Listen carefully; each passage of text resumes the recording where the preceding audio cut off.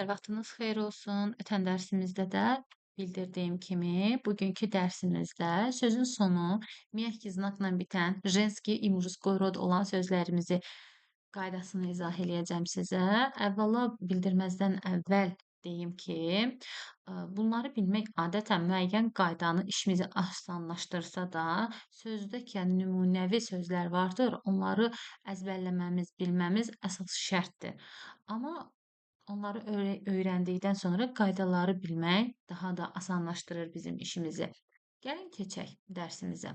Dərsdə mujskoy roddan başlayırıq hər zaman.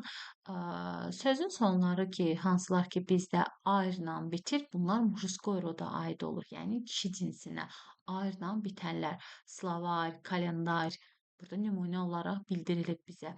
Ayrla bitirlərsə, sözün sonu tellə bitirilərsə, bunlar da bizdə kişi cinsinə aid olacaqlar. Учитель, выключитель, исключатель и так далее.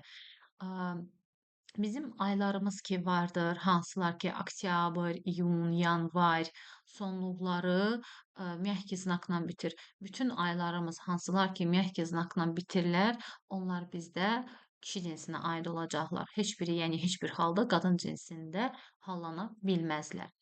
Daha sonra gəlir bizdə jenski rod sözlərimiz hansılar ki məhki znakla bitirlər. Hər zaman məhki znakla bitən sözün sonluğunda ç, ş və ş ilə bitirsə, bunlar jenski roda aiddir. Ночь, мышь, вещь. Всегда они будут у нас в женском роде. Hər zaman bunlar bizdə qadın cinsində olacaqlar. Daha sonra osla bitənlər.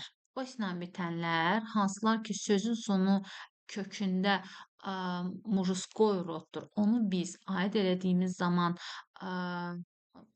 qadın cinsinə sifət halında qadın cinsinə aid elədiyimiz zaman sonluğu osla bitir. Məsələn, suxoy sözü. Suxoy sözü bizdə quru deməkdir. Yəni bir şeyin quru olması. Tutalım, suxoy stakan, quru stəkan. Amma suxoy dediyimiz zaman onun quruluğunu bildirir və artıq osla bitirsə bu bizdə qadın cinsinə aid olacaqdır. Miyahki. Miyahki normalda biz görürük ki, qadın cinsidir. Amma biz ona mягкость dedikdə yumşaqlıq olacaqdır. Yumşaqlıq, mягкость, легкость, mягкость, яркость, сухость. Bunların hər biri bizdə jenski roda aid olacaqlar və sonluqları da mягкий znaklandır gördüyünüz kimi. Daha sonra gəlir sözün sonu b, v, d, z, s, t ilə bitən sözlərimiz. Və bunlar da bizdə qadın cinsinə aiddir. Любовь, тетрадь, лошадь. Bunların hər biri bizdə qadın cinsinə aid olacaqdır. Amma istisna sözlərimiz də var. İstisna sözlərimiz hansıdır? Hansı ki b ilə bitir, c ilə bitir və s. Голубь, məsələn, göyərçin.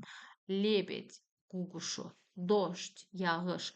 Гвоздь и так далее. Yəni bu kimi sözlər bizdə artıq kişi cinsinə aid olacaqlar. Mujskoy roda aid olacaqlar. Sözün sonu l ilə də, n ilə də, r ilə də bitəndə bunlar bizdə həm jenski roda, həm də mujskoy roda aid ola bilirlər.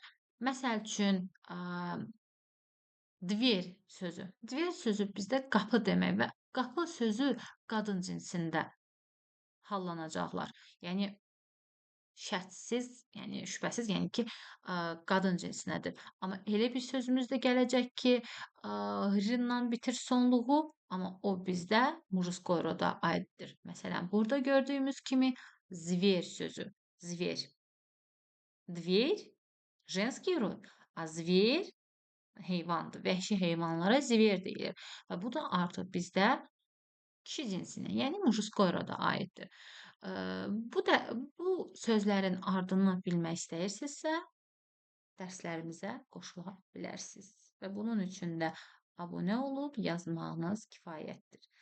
Növbəti dərsimizdə görüşənə kimi özünüzə yaxşı baxın.